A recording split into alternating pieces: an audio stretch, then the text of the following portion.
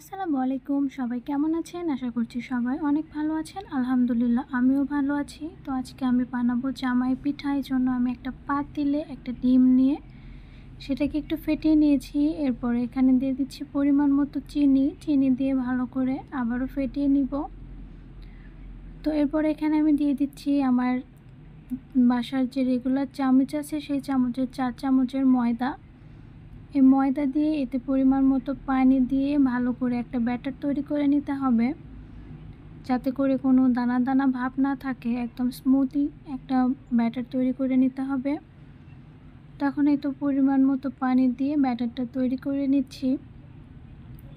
মজার বিষয় হলো যে এই পিঠাটা খেতে এতটাই মজার যে আপনি ভাজতে ভাজতে এটাকে শেষ হয়ে যাবে। যদিও আমার সাথে সেটাই হয়েছিল, একদিকে ভাজা হচ্ছিল আর একদিকে খাওয়া হচ্ছিল। এজন্য আর পরে যে আমি ভিডিও করব সেরকম কোনো পিঠাই ছিল না। তো এই তো আমার ব্যাটারটা তৈরি। এখন আমি চুলায় একটি কড়াই বসিয়ে দিয়ে এটাতে পরিমাণ মতো তেল দিয়ে দিয়েছি।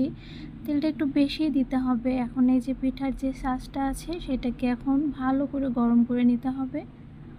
তো এই তো ভালো করে গরম করে নিয়ে এখন ব্যাটারে চুবিয়ে আবারও গরম তেলে ছেড়ে দিতে হবে। যদিও এই পিঠাটা অনেক জায়গায় জামাই পিঠা নামে বেশি পরিচিত, তো আমরা বেশিরভাগ বলে থাকি এটাকে ফুল পিঠা।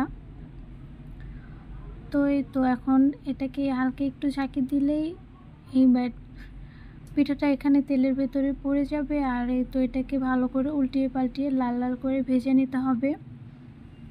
তো এই ছিল আমার আজকের ভিডিওটি ভালো লাগলে অবশ্যই লাইক শেয়ার কমেন্ট করবেন। আর যারা এখন আমার পেজটাকে ফলো করেননি অবশ্যই একটু ফলো করবেন।